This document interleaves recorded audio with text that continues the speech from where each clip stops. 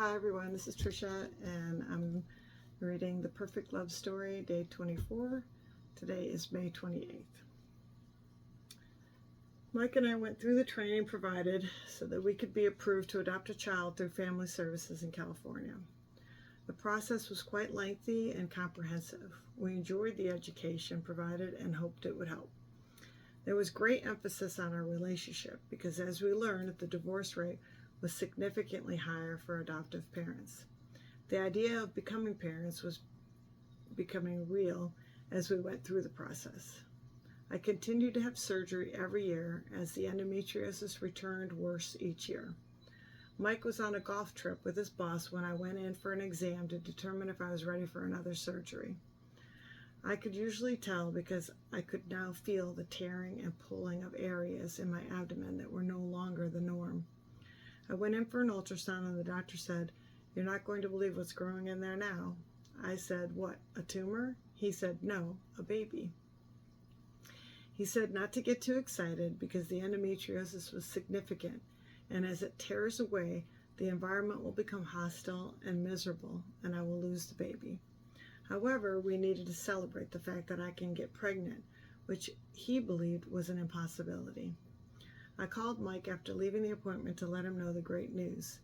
He was heading out to the course with his boss. He was so excited.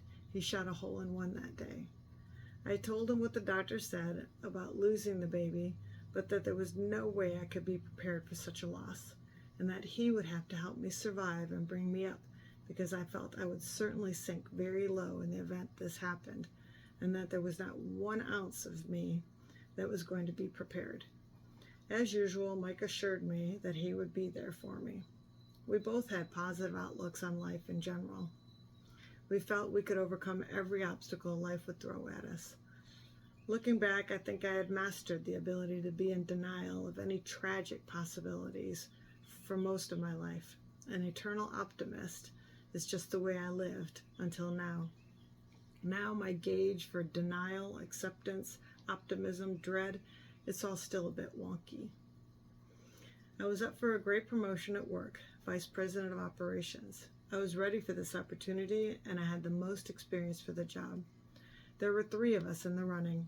The CFO was advocating for me, the VP of Sales had his choice, and VP of Claims had his choice. I would be the first female officer of the company and the first female to have an office.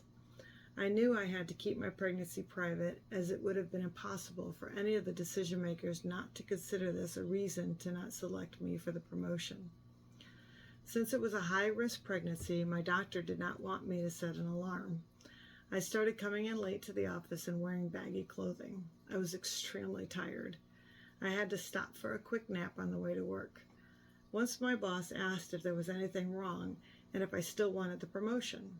I said nothing was wrong and that I very much wanted the promotion. He replied, "That's good enough for me." It took about 4 months for the president of the company to make the decision, which was to promote me. This president was extremely chauvinistic, but the company was overcoming some difficulties which brought him back from retirement, and he was assured by people he trusted that I was the best choice. About a week later, I announced my pregnancy. The president had left on a 60-day trip for business to England, so I knew I had time to let this sink in for the rest of the leadership. My boss was immediately thrilled for me and thankful that I never told him what was going on. He would have had to share that information, and it most certainly would have derailed the promotion. My doctor's office was a few minutes from the office, and I had to visit him once a week during my lunch break. I was convinced that I was the happiest pregnant person ever in the world. I felt like the most powerful person as well. I had competed successfully for years in my education and career, and this time I was walking around carrying a child, which no man could ever do. I never felt so incredibly confident and assured of myself. I felt I exuded the "I am woman, hear me roar" message more clearly than ever possible before. I hope you have a blessed day today.